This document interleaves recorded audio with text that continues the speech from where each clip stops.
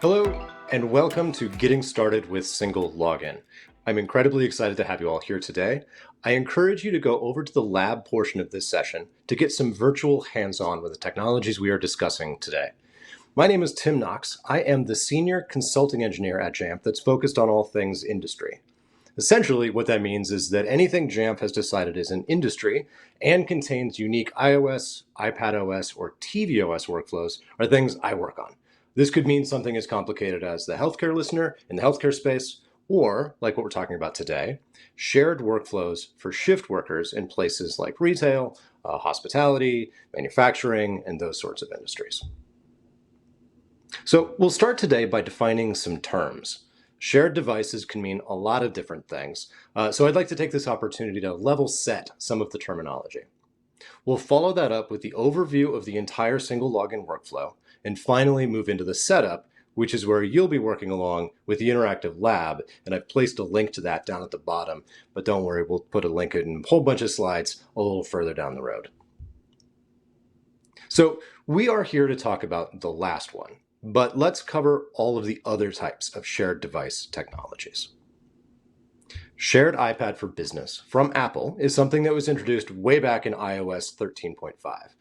It is incredibly easy to set up on the Jamf side. All you need to do is tick a little box in the pre-stage, and any device that gets enrolled in that group will have shared iPad as on the login screen. On the back end, it's a little bit more complicated. You need to federate your Azure accounts into managed Apple IDs, which can be a bit of a lift depending on your infrastructure and number of accounts.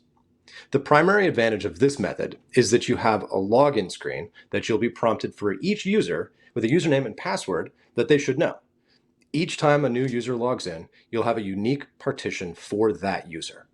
It does mean they need to sign into each app, but it means that you can use browsers and anything else on the device that's allowed without worry of your data being left over. The other small downside is that it is shared iPad and not shared iPhone. It's currently not available on iOS, just iPadOS. And something that we've been experimenting in the healthcare space is the use of temporary sessions only. Again, very simple to set up on the Jamf side. Couple of boxes ticked in the config profile, and a config profile is all it takes. No need to federate Apple IDs into accounts, which is great for people who don't have an identity in a system, like a patient, for example, or for very high turnover environments. Think of walking into a hospital waiting room and being presented with a way to check in. You could have a temporary session only that you could use to do the entire check-in process, hand it back to the nurse, they end the session, all that data disappears. Or in waiting rooms for the hospital where you can use a temporary session device for a child to use games, or an adult to use the internet while they're waiting for whatever procedure or their family. And then at the end, temporary session ends, completely destroys all that data. A simple, easy, repeatable way to have that kind of experience.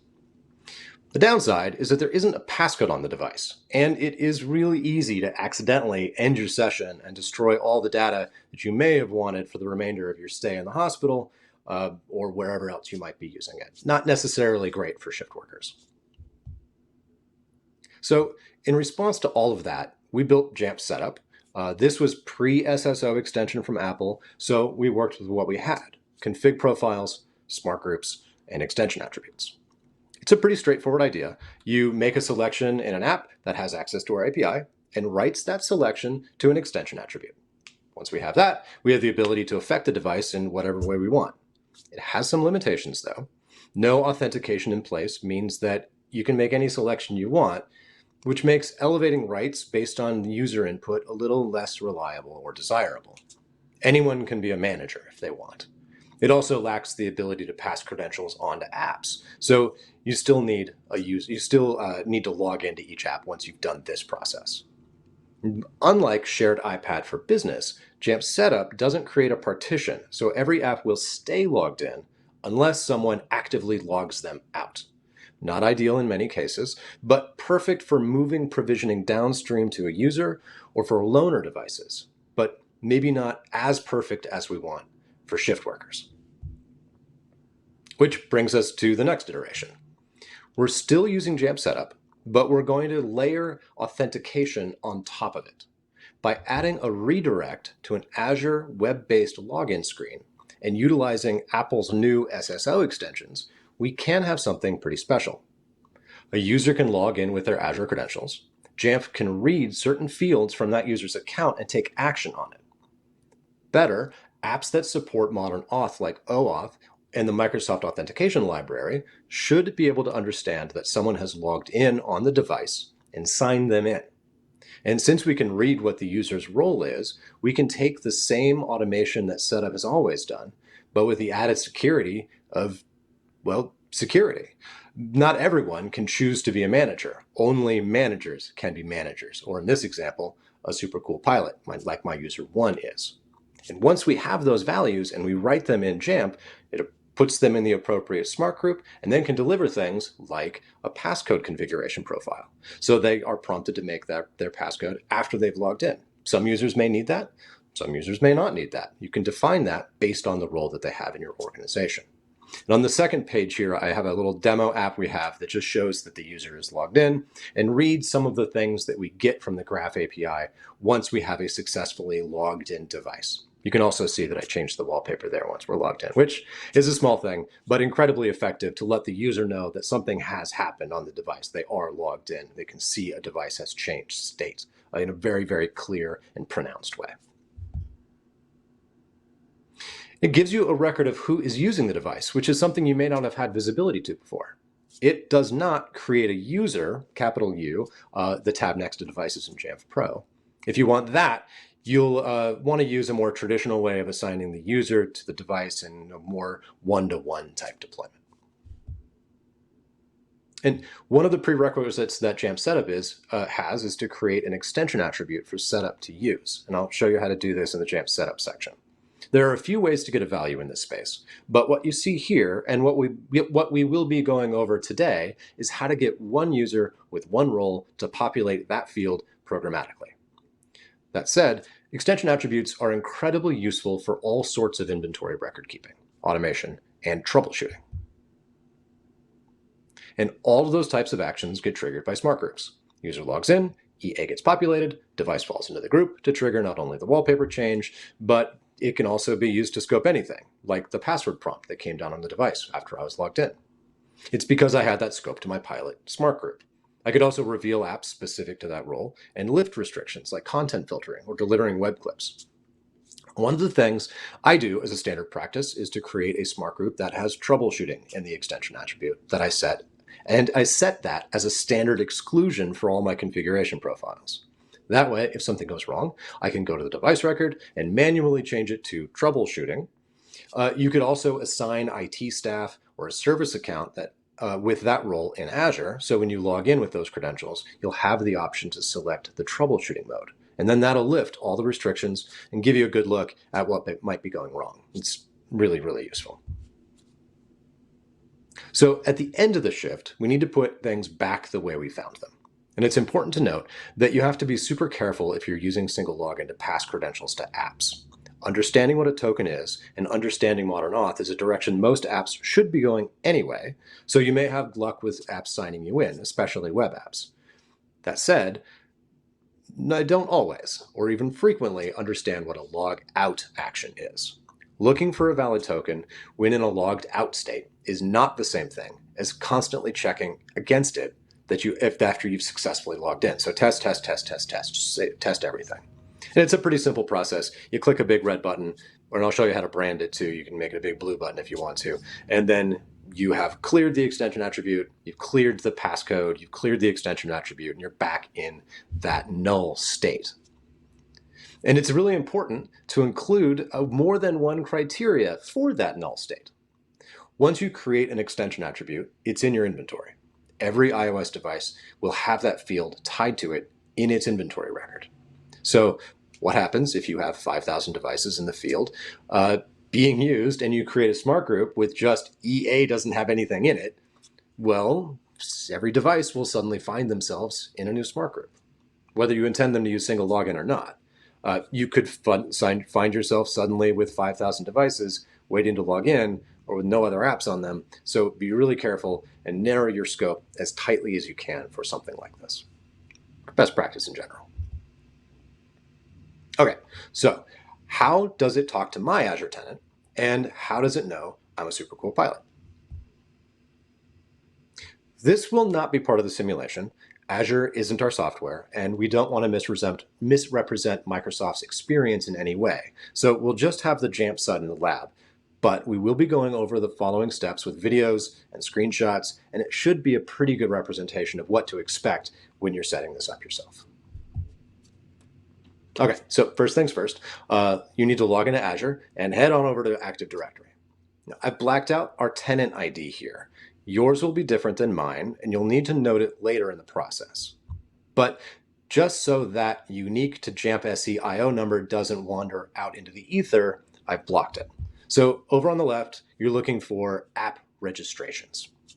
And once you're there, you're looking for the little new registration up at the top. And there we go. Now, your admins probably have some kind of naming convention for registering apps. My admins probably have some naming convention that I should be adhering to. I'm not sure I did that. Sorry, team. I promise I'll delete this after JNUC is over. So in my example here, you're going to select the first selection at the top for a single tenant. And it's really easy to mix this next step. So be sure that you select web app from the dropdown. And I've just copied and pasted the field there right directly from the Jamf docs. They shouldn't be different. Boop, just like that. And then click register. And there you have it, a newly minted Jamf setup registered in your Azure tenant. But it can't do anything yet. It doesn't have explicit permission to do things like write a value in an awaiting extension attribute. So we need to grant a permission by clicking on API permissions, makes sense, over on the left. Be sure you're doing this from your app registration. You'll know it because it'll say the name of the thing you just created up at the top. And then it's pretty easy. Grant consent to your tenant from your app. Boop, click that button and you're done. Perfect. So now your app will be able to access the API, but we don't have any roles for the app to assign to the device. So let's create some. Again, from app registration, click on app roles. And now these are unique to this app.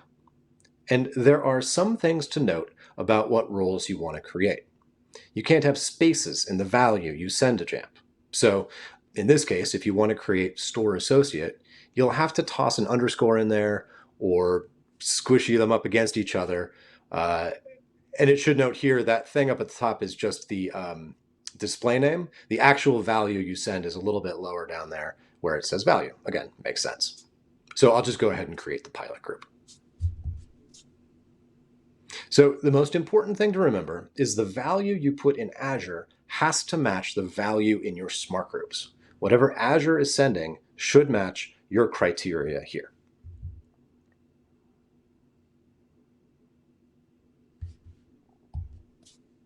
Anyway, going back to Azure, I'll just fill out the rest of this form. But this is a place where things have a possibility to break down.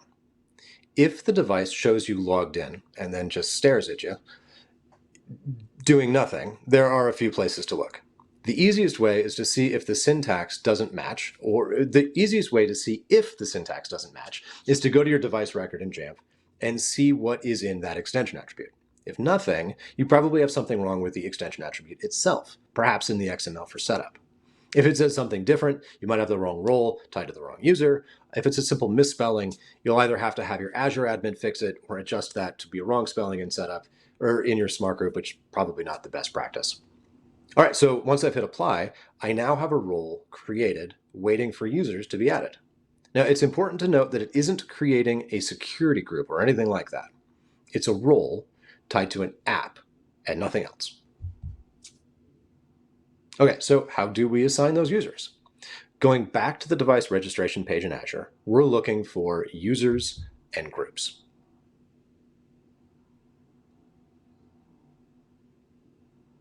And what you'll see here is you've got me. I've already made myself a super cool pilot from testing, but we're going to make user one a super cool pilot.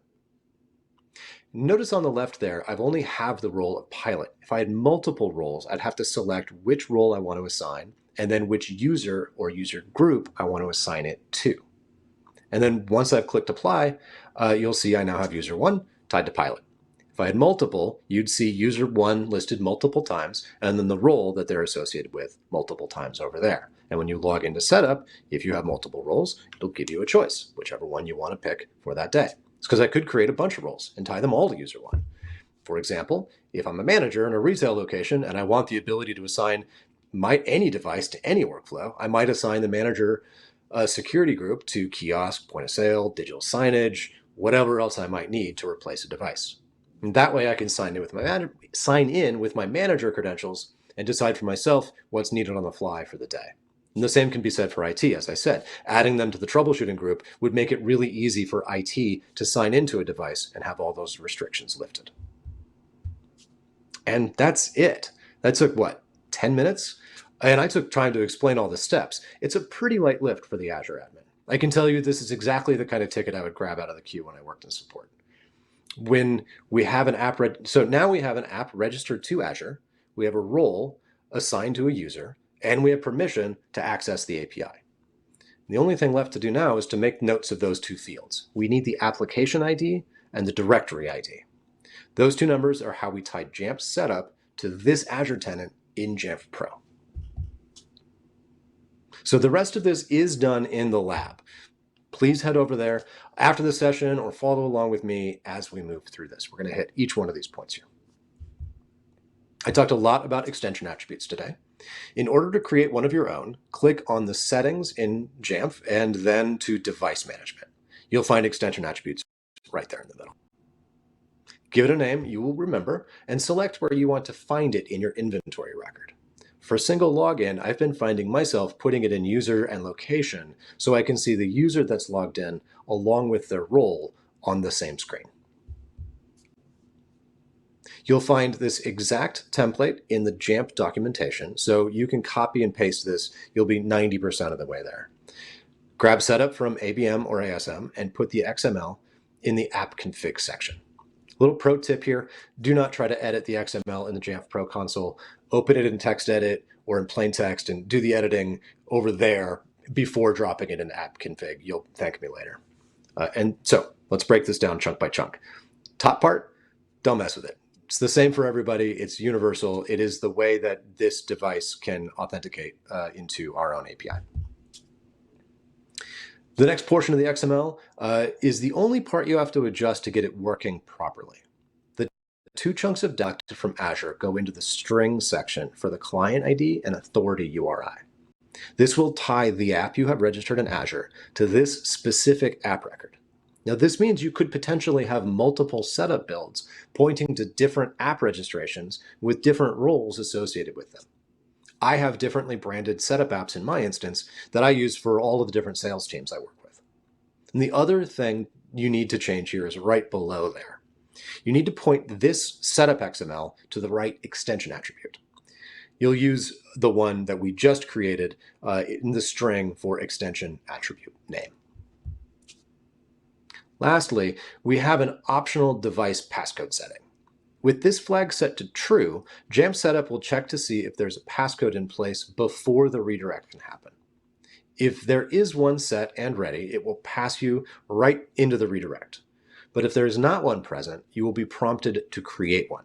This can be useful if you don't want to give the people signing in the ability to delay the creation of the passcode by an hour. If you deploy the passcode post-login, you can delay it like you saw me do in the demo. Finally, we have branding. You can change the verbiage on the buttons and on the welcome screen. You can change the colors of the backgrounds and the buttons as well. Making this app look like it's coming from your company will instill greater confidence in your staff that this is the right tool you will use to sign in. And you'll want to deploy Jamf Reset so the user can end their shift, unless, of course, you're using Jamf Setup or with single login for a one-to-one type solution. Regardless, if you're deploying it, you can get the template that matches right here in the Jamf documentation. As with Jamf Setup, don't mess with the first chunk. It's default and same for everybody. The flag I have currently set to true is to turn Jamf Reset from a complete wipe that was from our V1 to the new functionality. If this is set to true, it'll clear the passcode, clear the EA, and revoke the SSO token. If it's set to false, it will nuke your device down to the metal, factory reset, so use it at your own peril. The next chunk should be exactly the same as Jamf setup. In fact, you can just copy and paste from setup right into here. And the very bottom of the screen is where you would put the EA you want cleared on reset. You'll probably want that to be the same one you're using for setup. Finally, there's the branding section. You have the same options you do with Jamf setup. Now, Authenticator is the last app that needs to be deployed and available on the device. The key you see here, as of this recording, is currently in public preview. Azure is using a plugin for Apple that allows for this mode and functionality.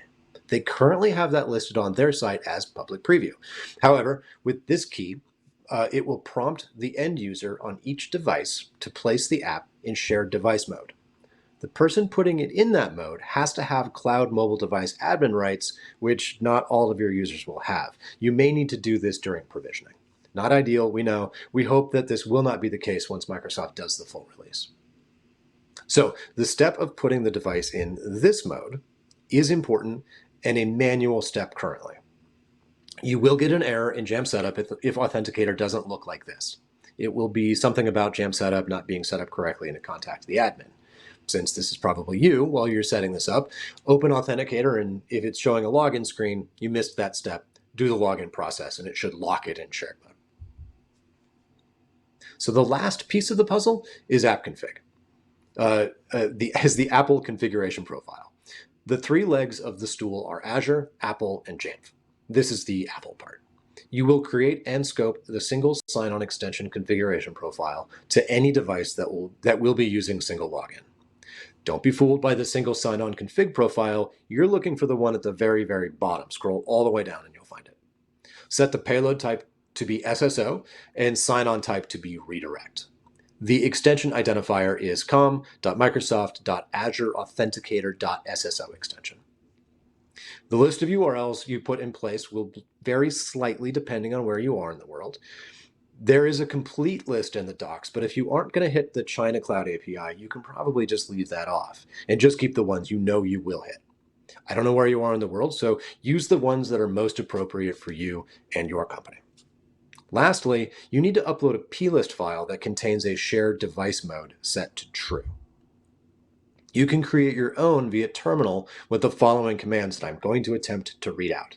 It's defaults, write, and then write it where you want to put it, jamf setup.plist, shared device mode, -bool, true, and then plutil to convert the XML to the jamf setup.plist. And that should show up in your desktop or wherever it is you told it to get to be placed in this terminal command. And then take that file, upload it, and you're done.